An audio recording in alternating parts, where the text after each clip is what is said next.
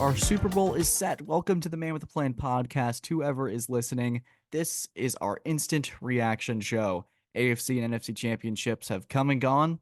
It's the Chiefs, it's the 49ers in Super Bowl 58. I am super excited. We get to do another one of these instant reactions here on the show. We're going to start with Kansas City Chiefs and what I thought was quite the shocking result, if I'm being completely honest. I didn't dive too much into it on our last instant reaction podcast, but I thought the Ravens had a pretty good shot here to head to the Super Bowl and wind up as the NFL champions. They were the best team in football all year. It felt like Lamar Jackson had really found a second groove within his game as a passer. They completely dominated every one of the good teams. They had blown out the 49ers. They had blown out the Lions. They had really taken care of business in every way, shape, and form to secure that number one seed, to become the AFC champion, to get to Las Vegas and be the Super Bowl, to be the champions as it goes down. But Patrick Mahomes, Andy Reid, Spags, a masterclass in coaching. I want to start with Kansas City, and then we'll get into the meltdown. That was Baltimore. So going into this year with Kansas City, their offense, the way they've operated, it felt like that once they got to the postseason, they were going to run into a superior offense. Mahomes wasn't going to be able to do enough with this supporting cast. Kelsey, in the squad, they led the league in drops. I thought that was going to be a big factor heading into the NFL playoffs. Obviously, I felt like they were going to take care of Miami. Buffalo, I felt like that was their first roadblock. And if not that, it would be Baltimore in Maryland in the AFC Championship game. Not the case. The Chiefs won a low-scoring game, 17-10. They had Baltimore in check the entire afternoon. And the thing that really resonated with me with the Chiefs was two things. It was their been there, done that quality, and the evolution of Patrick Mahomes as the QB. So let's start with the latter, actually. What I mean by that is we're all so used to Mahomes dazzling with us with big plays, big opportunities, big moments. It's 3rd and 10. We need you to make a play. He's usually going to deliver with something spectacular, something that has the announcer's jaw dropped from the booth, something that leaves Twitter, TikTok, Instagram, millions of views of how in the heck did he do that? But what I was preaching with Mahomes in late 2021, 2022 was the easier throws. And it started really in the Super Bowl against Tom Brady and the Buccaneers, where it felt like they were relying on that big play, the big mystical, how does he do that type of throw?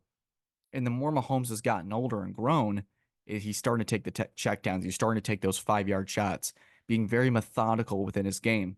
And you saw that today with Baltimore and him and Travis Kelsey. Besides their backyard football plays that we're accustomed to, it was the checkdowns to Clyde Edwards-Helaire. It was the screens to Travis Kelsey and Rashid Rice that made the difference and really spread out this aggressive Baltimore front seven and really put the pressure on them. You could see in certain drives, and I had a big watch party, and people would be asking me, where's the aggression here? I think part of it, they didn't respect Baltimore's offense enough once they realized they had Lamar Jackson in check. And I think the other half of it is that they're just going to take what the defense is giving them and play that long game with the most talented defense that Mahomes has worked with his entire career. Spags did an excellent job as well. And we're going to talk about just the layers to that performance. And then obviously with the Chiefs, this is one of those games where they're facing off against a Baltimore Ravens team where this is a new stage for them. And so it's different when it's the home game against the NFL divisional round where you're favored by 10.5 points against a rookie QB.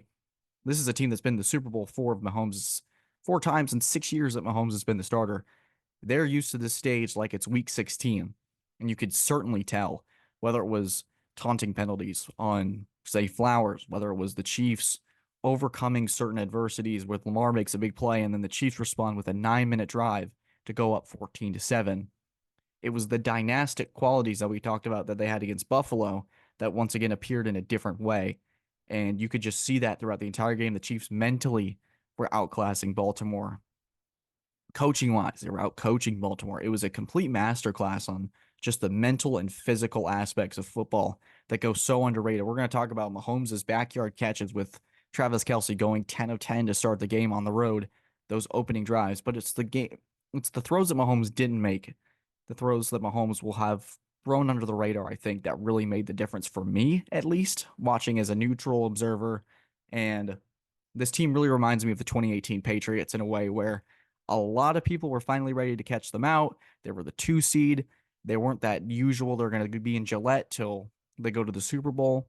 Julian Edelman was on his last legs. Rob Gronkowski was on his last legs. It felt like it was the last chance, and they were a little vulnerable going into Kansas City against an MVP quarterback on the road.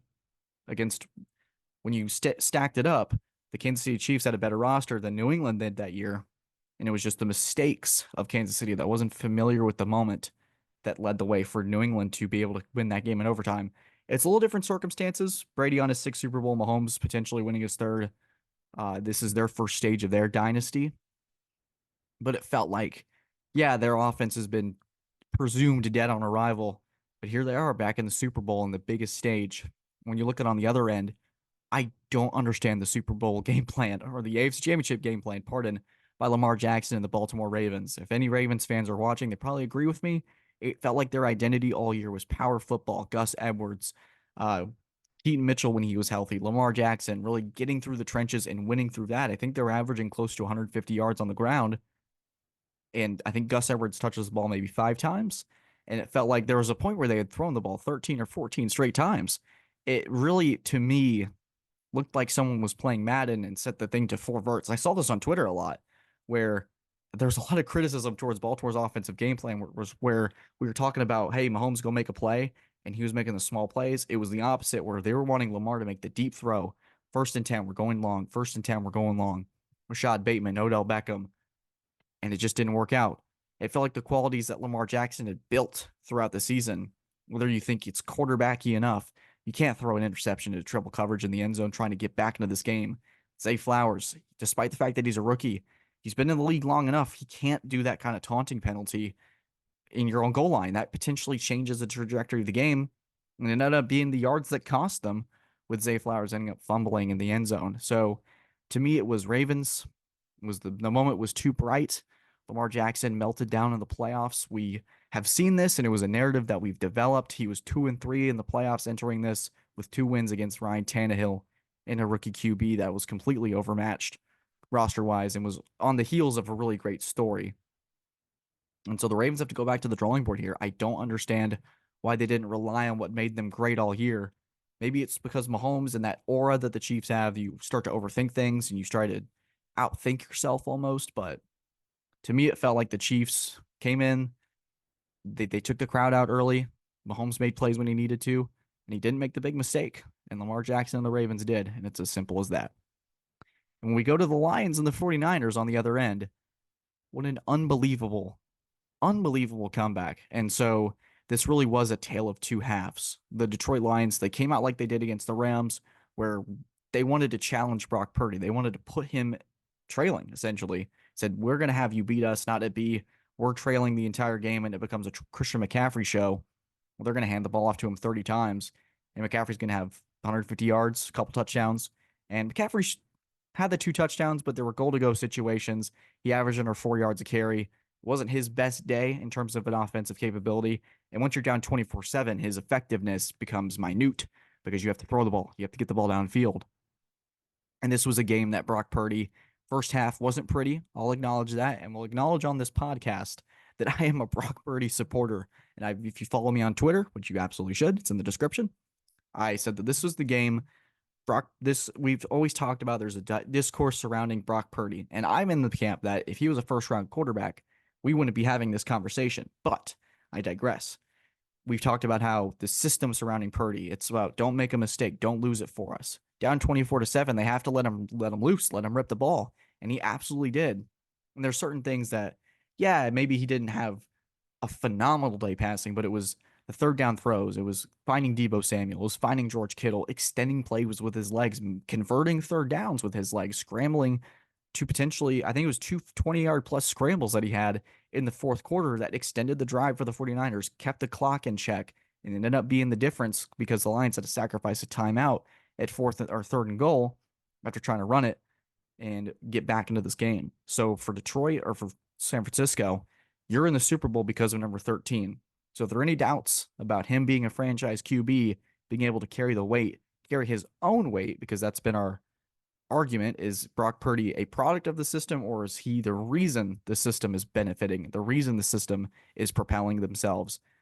Brock Purdy won this tonight. And we said this against Green Bay. He had a drive where he had to go win it for this team, converted a couple third downs. Today, he did it again in an even bigger stage, down 17 points. That's a big ask for a lot of QBs in the postseason. Some fall apart. We saw that today earlier, down like 10 at home. Lamar Jackson threw a pick in the end zone in triple coverage, had some big miscues, felt a little unsure of himself in the big moment. Brock Purdy, complete opposite. He was almost perfect in the second half, and I have nothing but great things to say about the way the 49ers just rode the ship, and said, hey, we can get a couple stops on defense and give 13 the ball and let him do his business, we're going to have a chance to win. And they took care of that in the second half.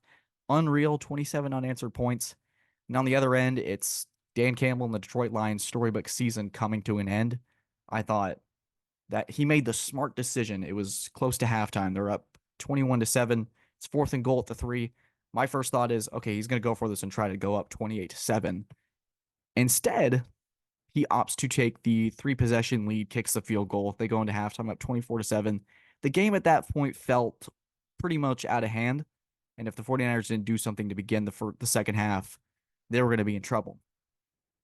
And so there were 2 4th down situations for the Lions where they had an opportunity to kick maybe close to a 50-yard field goal, 48, 52, within that range, and they didn't take it. And I saw a stat that Detroit's line, when it was 40 plus, his percentage dropped significantly. But I think the identity of Detroit was always, we're going to go for it, we're going to fake punt, we're going to be different from the rest of the NFL. And we fell in love with that over the course of 2023 into the postseason, because that's who the Lions were. They were different, they were gritty, they bite off kneecaps. But in that same situation, and Campbell opting, and if Campbell had done this before halftime and gone for it, and it had been more consistent, I would have seen the direction. But when you go for the smart choice of taking the points, and you had the 49ers starting to feel themselves, they had a field goal on that drive, you're up 24-10 still, 4th and 3. I feel like you got to take the points there, because it becomes a 3-possession game again. You almost nullify the field goal, and you're back to square one. You're back to the basics of where you were at halftime, and he opts to go for it. And then the other decision where 49ers continue to storm back. It's a tie game. You're potentially able to extend you're down 30-27, you're down 27-24, excuse me. You have a chance to tie the game and keep things relatively close. Even if the 49ers go down and score, you got plenty of time to be able to do the same thing. And you do the same thing yet again. You go for it, you fail. And I think that's who the Lions were. We fell in love with it, and it cost them in the NFC Championship. The Lions just made several crucial mistakes. It felt like down the stretch, they almost overthunk it like Baltimore did with their game plan against Kansas City. The moment wasn't too big for them because they really came out with attention and focus. And now the Lions' future, we're going to see where Ben Johnson does. He's likely the Commanders' coach. As this podcast posts tomorrow, it'll probably be announced he's been linked to be a slam dunk hire. We'll see what that happens. But I think you got to give the Lions a ton of credit. Nobody expected them to be this far. Maybe a playoff team, but to get 2 wins in the postseason, be on the doorstep of a Super Bowl, the future of this team and the culture is very bright. And I think we need to acknowledge that. While we acknowledge that the 49ers had pretty much a landmark day in terms of their franchise, it's whether it's Kyle Shanahan with big leads and it collapsing in the second half, he's been really to turn that around against Green Bay and now Detroit to go to the Super Bowl. So 49ers in Kansas City in Super Bowl 58, pretty crazy stuff, right? I mean, wow. I'm really excited about it, and I will probably do a prediction show down the road. Pretty stoked about it. I know people say this is the boring matchup of the two, but we're going to get to see Purdy in a great roster against Mahomes, Andy Reid. We're going to see what they cook up coaching-wise, and that was what I really fell on in Super Bowl 57 with Philly and Kansas City, is that was such a great coaching game, great coach game by that Kansas City staff, and they got their hands full against a great 49ers team filled with talent on each end and a quarterback that's on the rise. So my gut tells me to go to San Francisco, but I've also bet against Mahomes twice, and I'm 0 for 2. So we'll see how that goes, but you'll have to stay tuned for more of these instant reactions. We've got some great guests booked along the way. I'm very excited about that. Really, you have to stay tuned. The people that I have set up, whether it's great stories, great analysis, guys, what a better time to be a subscriber than right now.